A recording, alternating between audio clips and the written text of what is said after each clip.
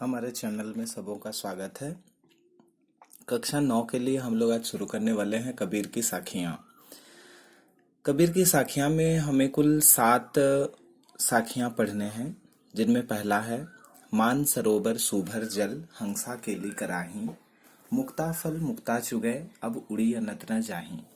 इसका दो अर्थ है, जिसमें एक अर्थ जो सिंपली अर्थ है वो ये है कि मानसरोवर तिब्बत में स्थित एक पवित्र झील है जो जल से भरा हुआ है और जिसमें हंस खेल रहे हैं, डुबकी लगाते हैं, मोती चुग कर निकालते हैं और अन्यत्र कहीं जाना नहीं चाहते हैं।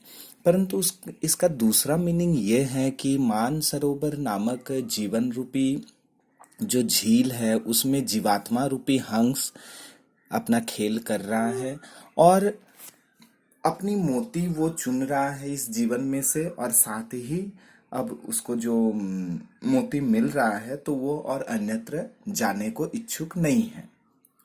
दूसरा, प्रेमी ढूंढत मैं फिरूं, प्रेमी मिले न कोई, प्रेमी को प्रेमी मिले सब विस्मृत हुई।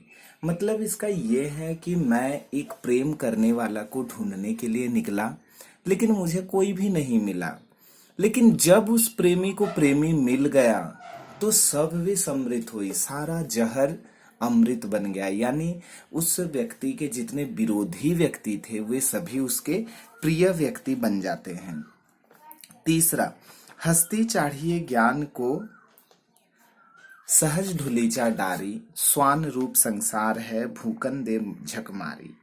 इसका अर्थ ये है कि हाथी जो है वो ज्ञान रूपी है और उसके ऊपर एक सरल ढुलीचा यानी आसन बिछाकर आराम से चलते रहिए, क्योंकि स्वान रूप संसार है। ये संसार जो है ये कुत्ते के समान है जो जबरदस्ती आपके पीछे भौंकते रहता है, भौंकते रहता है।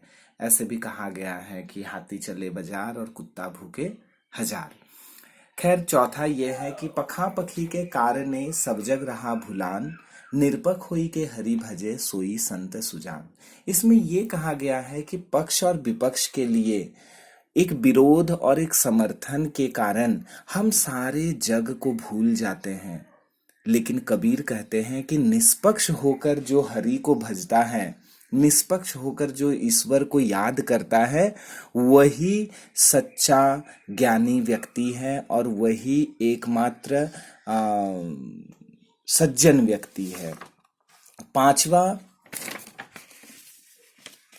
पांचवा यह है कि हिंदू मुआ राम कही मुसलमान खुदाई, कहे कबीर सो जीवता जो दुहों के निकट न जाई।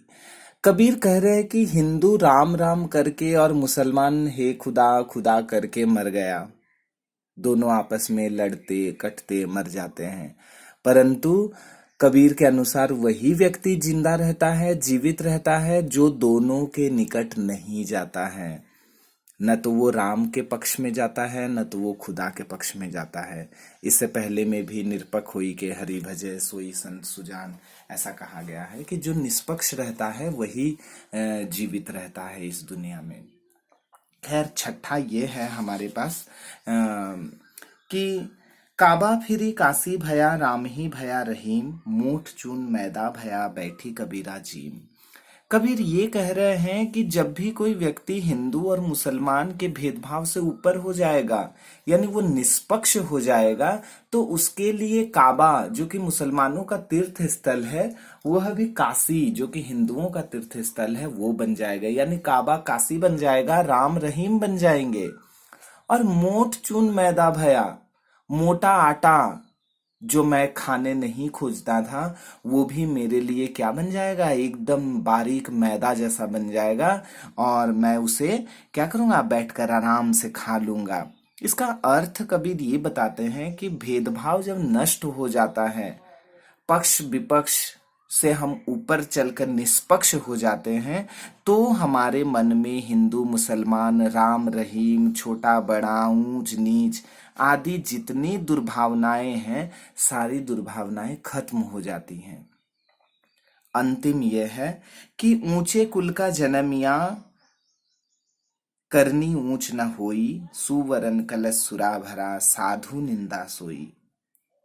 जो अच्छे खानदान में पैदा होता है परंतु वो अच्छे काम नहीं करता है, अच्छे कर्म नहीं करता है, तो जगत में उसकी निंदा होती है। ठीक उसी प्रकार जैसे सुवर्ण कलश सुरा भरा, सोने का कलश जो है वो दारू से, मदिरा से भरा हुआ है, तो जो साधु, जो व्यक्ति सज्जन होते हैं वे उसकी निंदा करते हैं। ठीक उसी प्रकार ऊंचे कुल में पैदा होने के बावजूद अगर हमारा काम अच्छा ना हो तो लोग हमारी निंदा करते हैं। धन्यवाद। वीडियो को अंत तक देखने के लिए चैनल को लाइक और सब्सक्राइब जरूर करें।